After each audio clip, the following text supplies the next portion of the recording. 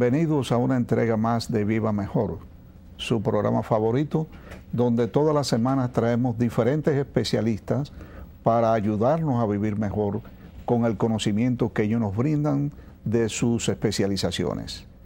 En el día de hoy vamos a compartir con el doctor Mercheb Garib, quien es fisiatra y electromiografista, y que va a compartir con nosotros ese mundo difícil de entender, pero muy aplicable diariamente a todos aquellos pacientes que necesitan de este servicio.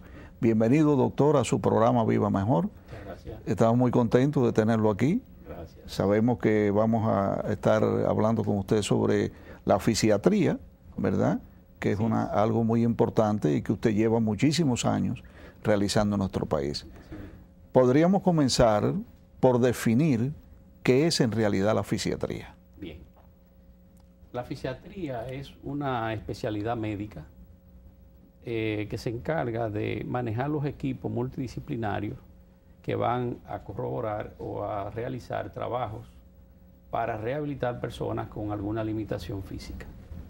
Generalmente el fisiatra dirige el equipo, que puede estar compuesto por fisioterapeutas, terapeutas ocupacionales, logoterapeutas, ortetistas, protetistas y cualquier otro miembro del equipo que se necesite como trabajador social o enfermería de rehabilitación. O sea que la fisioterapia, la fisiatría es en realidad el trabajo de un grupo de personas. Un grupo, sí, de personas. Sobre las personas que necesitan en ese momento de ese tipo de asistencia. ¿Con qué regularidad, por ejemplo? Nosotros nos reunimos, el equipo, cuando se necesita manejar el paciente en equipo.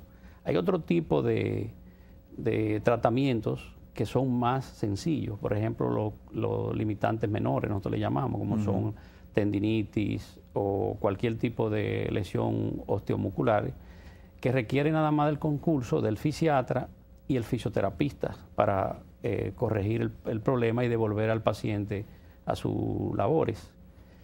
Pero hay otros limitantes mayores, como son los amputados, los hemipléjicos o accidentes cerebrovasculares, que requieren de un equipo mayor, de más cobertura, donde pueden intervenir de 6 a 7 miembros, dependiendo de las necesidades que planteen.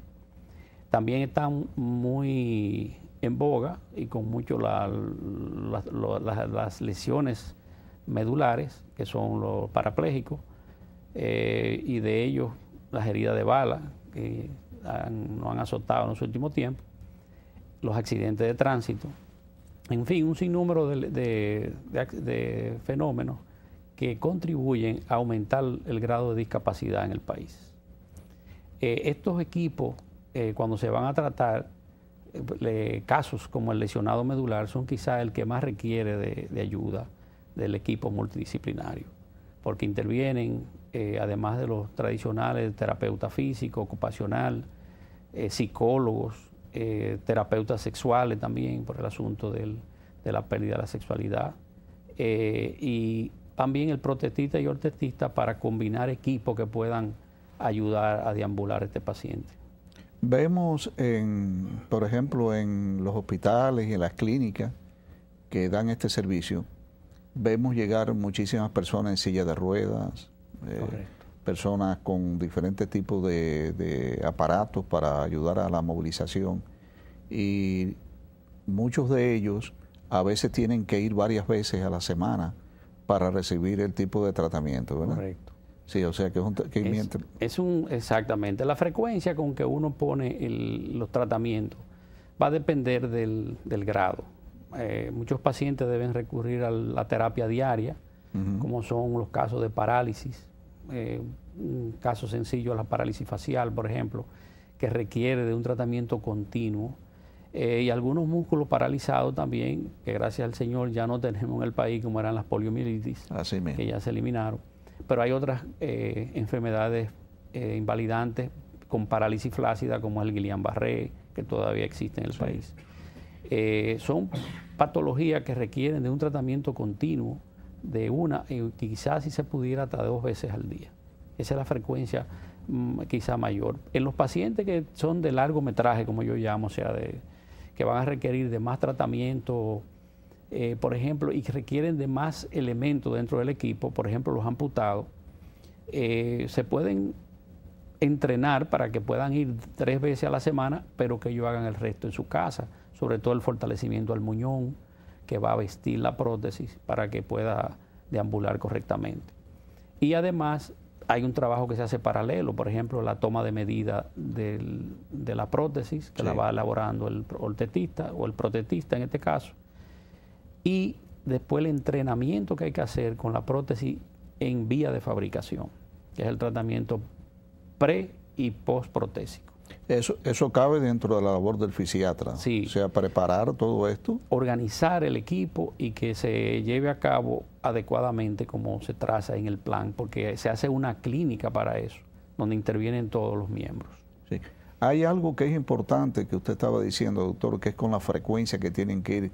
Uno ve con regularidad que muchos de estos pacientes comienzan muy bien, comienzan a ir a todas las citas que el fisiatra les dice, pero después con el tiempo como que va ocurriendo como una dejadez y esto necesariamente tiene que producir algún efecto contrario, ¿no?, para la recuperación del paciente. Sí, eso puede notarse y puede suceder con más frecuencia, como te dije ahorita, en los pacientes que requieren de tratamientos prolongados. Por ejemplo, comienzan con mucho entusiasmo. Un caso muy típico es el parapléjico, sí, que comienzan con mucho entusiasmo. Cuando comenzamos a darle las terapias, comenzamos a fortalecer miembros superiores, porque son los que le van a valerse para trasladarse de la silla a la cama, hacer las transferencias, como nosotros llamamos. Ellos van viendo mejoría, van viendo que, pero hay que motivarlo mucho y mantener sobre ello, sobre todo, la aceptación del paciente de su limitación que tiene, porque hablarle claro del principio que él no, por ejemplo, no va a volver a caminar. Eso se le dice al paciente, o sea, de hay inicio. Hay que decírselo porque no se le crean expectativas que después derrumbe su progreso en el sentido del estímulo. Y entonces, si tú logras conseguir con ellos que acepten su limitación, ellos se van a desarrollar dentro de esa limitación al máximo de la capacidad que puedan tener. O sea, si nosotros, bueno, vamos a ver si tú caminas, lo mantenemos en eso, ellos ven que cada día están peores, entonces se desencantan, y abandonan el tratamiento. Y es muy penoso porque en el parapléjico se complican muchos elementos, sobre todo piel con las escaras que se producen, sí, las infecciones urinarias porque hay que sondearlos recurrentemente. Y en fin, otros anexos que van con este paciente, que es muy delicado. Doctor, pero debe ser muy traumatizante para un paciente, ¿no? Sobre todo un paciente, cualquier paciente, pero uno joven, ¿no?, que de pronto decirle, bueno, no vas a poder caminar más y lo que vamos a ver es cómo te mejoramos tu capacidad física a través de todo lo que nosotros hacemos. Sí, eso se hace en un proceso, obviamente, o sea, eso no es tajante, ¿no? Casi siempre la inquietud sale de ellos, o sea, ellos son que la preguntan. Doctor, yo quiero saber si hay alguna esperanza. Si ya uno tiene la definición por imágenes realizadas, tomografía o resonancia, y sabemos que hay una sección importante que no va a haber recuperación, entonces se le explica que quizás él no pueda caminar por su propio, como antes, pero que él pueda hacer una vida normal, o con el uso de aparatos, si es que se puede, o en una silla de ruedas. Entonces, el papel del psicólogo y del trabajador social es tratar de que el paciente entienda que él puede ser una persona útil y puede ser hasta una persona normal, pero en una silla de ruedas.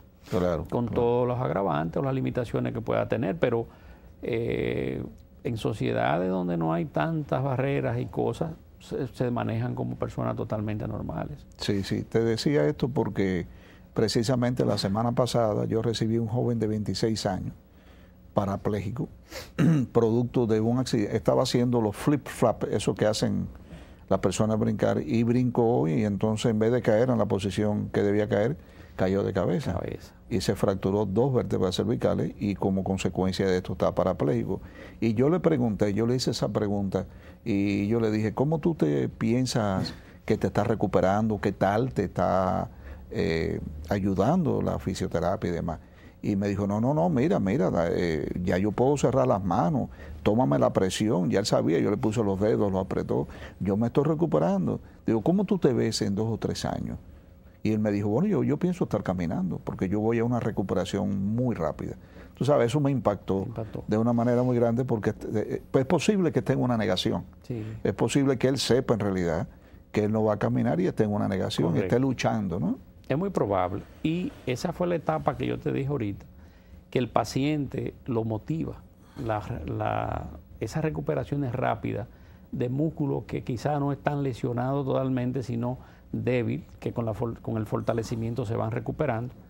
Y es importante porque él lo va a necesitar para su ayuda, pero si es un parapléjico, en el caso de las lesiones altas, como son las cervicales, casi siempre son cuadriplégicos. Sí. Ahora puede presentarse quizá una cuadriparesis o combinada, que sea un parapléjico con debilidades superiores nada más.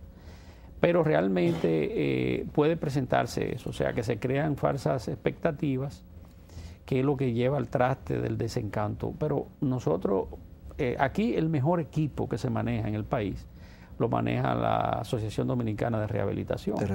Porque tienen el equipo conformado con todos los profesionales de mucha experiencia y capacidad. Entonces, es muy difícil que un paciente, que ellos agarren y tomen y lo lleven, no salga ya del proceso con la expectativa, porque la asociación lleva hasta la diligencia de empleo para el paciente, que es la etapa final de la ubicación laboral. Mira qué interesante. Sí. O sea, que tratan de encaminarlo a un restablecimiento en la sociedad. Exactamente. Cuando usted hablaba de rehabilitación, nosotros sabemos el magnífico trabajo que rehabilitación hace. Y como tenemos una cultura un poco extranjerista, ¿no? Sí. Muchas personas se llevan a sus familiares al extranjero para tratar de obtener mejor servicio, ¿verdad? Pero ahora hablando con usted, que es experto en esta área, me atrevería a preguntarle, ¿tenemos en el país todos los equipos y todas las técnicas necesarias para manejar cualquier tipo de trauma de limitación, o de situación? Lo que pasa es que a veces son personas que tienen la capacidad, tienen seguros internacionales, a veces tú ves, y aprovechan quizá porque le van a dar una cobertura quizá de emergencia, porque a veces la rehabilitación tiene que componerse de varios factores. Por ejemplo, la parte quirúrgica. A nosotros nos llegan los pacientes traumatizados que ya han sido procesados quirúrgicamente, o sea, le han puesto una barra o le han extirpado una bala que tenía, en fin, ya han sido tratados quirúrgicamente. Esa quizás sea el proceso donde ellos buscan a veces la salida, pero ya el proceso en sí de rehabilitación no hay necesidad, porque al contrario, de allá nos lo mandan a nosotros con así carta de mismo referencia. es, así mismo es. Ya para que le llevemos el proceso. Claro que sí. Doctor, a pesar de que hablábamos fuera de cámara hace un momento, el asunto de las estadísticas, ¿no? Y que hablábamos que es una lástima que no exista una verdadera cifra. ¿Qué porcentaje más o menos de trabajo, si pudiéramos decir así, realizan ustedes? Sabemos que hay muchos fisiatras en el país que están regados por todas partes. Yo diría que aquí no hay una ciudad importante que no tenga un fisiatra, ¿verdad? La cobertura casi es general. Todavía faltan algunos, pero precisamente la Asociación Dominicana se ha encargado de eso, de sembrar una filial en cada parte del país. Y si no tienen, los fisiatras van, le dan el servicio de consulta y dejan un equipo de terapistas preparado para allá. Yo te diría que la cobertura nuestra todavía falta hacerlo, pero estamos alrededor de unos 100 fisiatras en el país. 100 fisiatras. Sí, más o menos. Puede haber un poquito más, pero las escuelas están aquí, 2 escuelas. O sea que el país produce fisiatras. Produce fisiatras. Tenemos la escuela que se hace entre la Plaza de la Salud y Rehabilitación, la Asociación Dominicana de Rehabilitación, con UNIBE como universidad, que gradúa un promedio de 2 por año o por grupo. Y está la Católica Madre y Maestra de Santiago, con el Patronato Cibao, que también tiene una residencia en fisiatría. Esa gradúa un promedio de 2 por año también. Es un estudio de muchos años, porque primero tienes que hacerte médico, tienes que graduarte como médico, y después la especialidad, ¿qué tiempo toma? El perfil, ¿no? Como tú dijiste, tiene que ser un médico primero, graduado con un doctorado en medicina, y luego hace un posgrado. Hay, dependiendo de la zona, el de nosotros aquí, el que estaba entre Plaza de la Salud y Rehabilitación, son 4 años. Creo que la de Santiago son 3 años, aunque a veces se exige 1 año de medicina interna, que es como un preámbulo. Como una base para tu poder. Para entrar. Entonces se completan 4 como quiera. Cuando nosotros nos graduamos, hace 30 y pico de años, pues las especialidades se hacían en 2 años, dependiendo cómo la valoraran. Nosotros tuvimos justamente 2 años y medio, porque nos preparamos aquí con 1 año en el centro de rehabilitación de entonces, y fuimos afuera a hacer 1 año y medio. En Puerto Rico me tocó a mí, en el hospital de veteranos. Entonces, regresamos ya con el posgrado hecho de 2 años y medio. Es bueno explicar, ¿no?, que el fisiatra es el médico, el profesional que dirige todo esto, ¿verdad? Perfecto. Y el terapeuta, en este caso. Hay varios terapeutas, pero el fisioterapeuta, como yo te expliqué, como nosotros manejamos más lo que son la parte de limitaciones físicas, el fisioterapeuta con el terapeuta ocupacional son los dos tines que nosotros utilizamos para manejar los casos residuales de las limitaciones. Casi un 100%, la mayoría de los pacientes van directamente, después que el fisiatra lo valora, le pone su programa, va al gimnasio de terapia física a recibir el tratamiento. Y en ocasiones es necesario recurrir al terapeuta ocupacional, sobre todo cuando son lesiones de miembros superiores, que se necesitan elaborar destrezas específicas para rehabilitarlo y desarrollar destrezas, valga la redundancia, en los oficios que el paciente tenía antes o se le vaya a crear nuevos. Dentro de los casos que ustedes ven en este país, ¿cuáles son los más comunes? Nosotros estamos mirando ahora, además de como te dije, si vamos a dividirlo en 2 grupos, las pequeñas limitaciones y las grandes limitaciones. Las pequeñas limitaciones que te van a la consulta diaria, está como número 1 el famoso diagnóstico norteamericano del Low Back Pain Syndrome, el síndrome doloroso de espalda baja, con sus múltiples diagnósticos colaterales, por ejemplo, o causales, por ejemplo, la hernia del disco, la espondiloartrosis, o la espondilolisis o espondilolitesis, o la osteoartrosis ya en el mayor. En fin, el low back es quizás el número 1. Después está el dolor de espalda alto también, que vienen siendo los escapulares, donde la mayoría son miositis posturales o laborales, los síndromes miofaciales, las tendonitis y bursitis, que son del orden del día, como la mayor causa de la consulta fisiátrica. Muy ocasional pueden aparecer las parálisis faciales, que en el país, dicho sea de paso, hay muchas. Pero ya cuando son las mayores limitaciones, nosotros tenemos en un orden casi las traumáticas, porque tenemos un tránsito muy convulsionado, muy desorganizado, y aquí están a la orden del día los accidentes de tránsito. Fíjate si es así, que la mayor causa de amputación años atrás era la gangrena diabética, ya es el accidente de tránsito, y específicamente en nuestro país el de motor, que quizá el más recurrente. En ese tipo de accidente de tránsito, ese golpe que reciben por detrás, ¿no?, que te chocan tu carro por detrás y tú... El signo del látigo. El signo del látigo, efectivamente. ¿Eso afecta qué parte de...? Bueno, ahí puede afectar desde una simple radiculopatía del cervical hasta una paraplegia y cuadriplegia, inclusive, porque hemos tenido casos, yo conocí un caso que me tocó ver en Cuba. Estaba dando una vuelta por Cuba cuando fui a ver el proceso de rehabilitación, me mandó a la OPS de aquí. Entonces cuando llegué a Cuba, me dijo uno de los compañeros, oye, tú tienes un colega tuyo dominicano que está aquí en el SALA, y lo fui a ver, y era precisamente un paciente cuadripléjico que había obtenido su cuadriplegia sentado en su carro y lo chocaron por atrás, pero él estaba parado.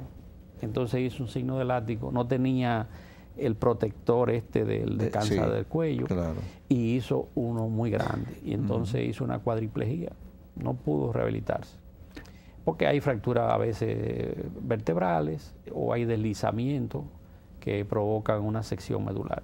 Pero no cabe duda, porque yo recibí un pequeño choque, pero muy pequeño una vez, parado también en una luz, un semáforo, y yo me sentí el golpe y dije, oye, ¿verdad que es peligroso, no? Y principalmente si no llevas el protector de la cabeza, que muchas personas no le dan importancia a ese tipo de protector, ni le dan importancia al cinturón, y estas cosas no son por gusto, estas cosas son porque se ha probado que salva vidas. Cosas que a nosotros, sobre todo los motores, que como decía alguien, que el dominicano tenía el cerebro en el codo. Porque el cerebro en el codo. Porque ahí que usa el casco, o sea. Es verdad. Lo ve en su motor con el casco. Qué bueno está eso, el cerebro en el codo. Doctor, el país se está adentrando hacia un desarrollo muy grande de lo que es la asistencia de la salud. Y cada día vemos más ARS que se abren, ofertas de planes y demás. Y yo me preguntaba, al escucharlo usted hablar, ¿están cubiertos estos procedimientos por los seguros médicos del país? Sí.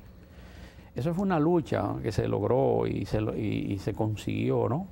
Pero a través de todos los centros de rehabilitación, incluyendo el centro de rehabilitación de la Asociación Dominicana de Rehabilitación, se le hizo propuesta y se hicieron un paquete de terapias que se la valoraron y se cubren en el seguro. Casi todas la ley de seguridad social, la del plan básico, está incluido la rehabilitación. O sea, para hacer una ARS tienen que tener incluido el plan de... tienen que aceptar. Obligatoriamente. Porque muchos de ellos son catastróficos. Del plan básico. Claro, del plan básico. Del plan básico de salud. Pero mira qué interesante. Sí. Entonces, cualquier persona que esté asegurado, si necesitase, ojalá que nunca necesitase este servicio de rehabilitación, está cubierto. Y hasta ahora responden bien las ARS. ¿Y cubren qué? ¿Cubren tratamiento, consulta? Algunas llegan hasta cubrir las prótesis. Hasta las prótesis. Y ortesis también. Eso se ha logrado, eso fue un logro bien con las ARS. Algunas ARS limitan, porque tú sabes que las ARS se manejan con coberturas diferentes. Sí. Aquí te cubre hasta tanto por ciento, aquí te cubren hasta un tanto, pero la mayoría deben tener dentro de su plan básico de salud la cobertura de rehabilitación, porque eso está en la ley.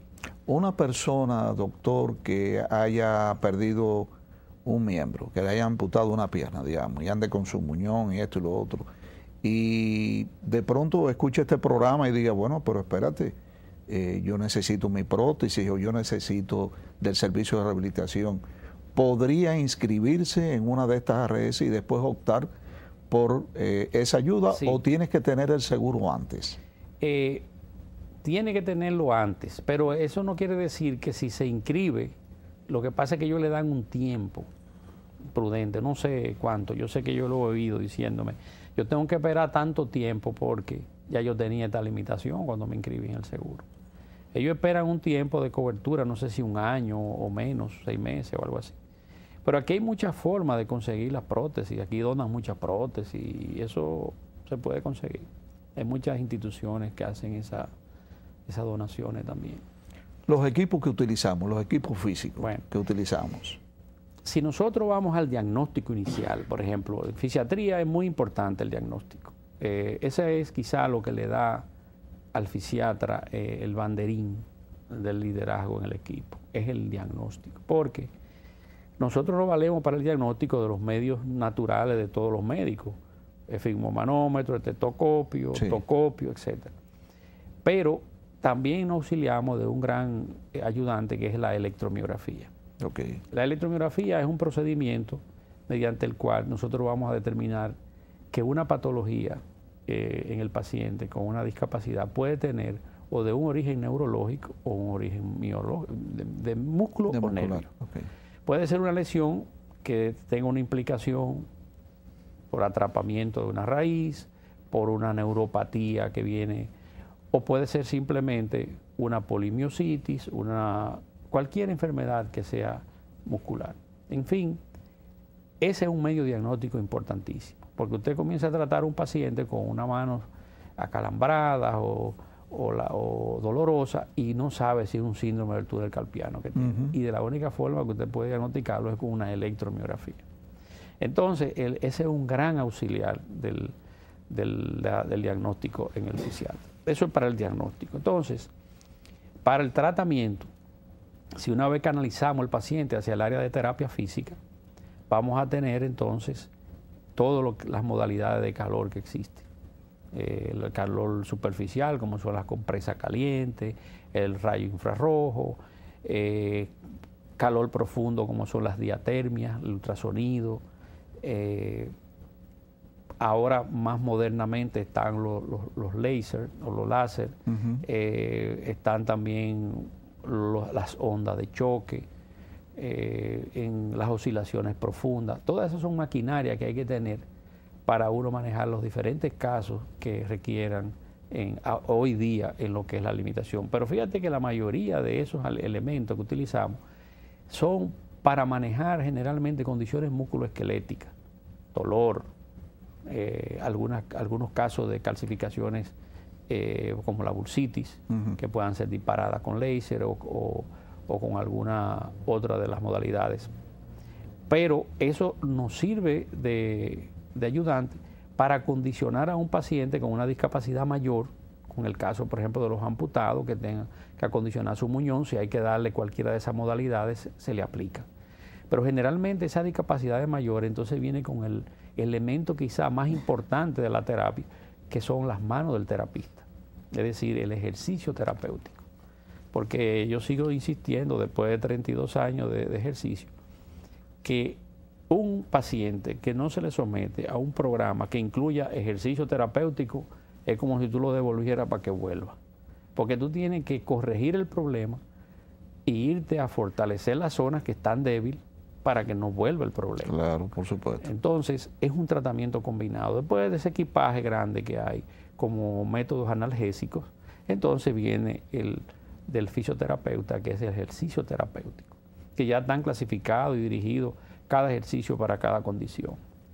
Se ve muy frecuentemente el reemplazo de cadera, sí, el reemplazo de rodilla. También. ¿Verdad? Ya en nuestro medio se hacen, en la Plaza de la Salud hace muchísimo y cualquier ortopeda aquí ya está, porque se ha perfeccionado la técnica y óyeme, la hacen con bastante eficiencia.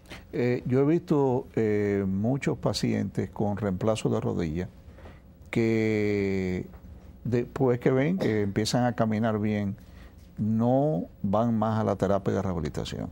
¿Qué consecuencia pudiera traer el descontinuar la terapia de la rehabilitación antes del tiempo? Antes, claro. Sí.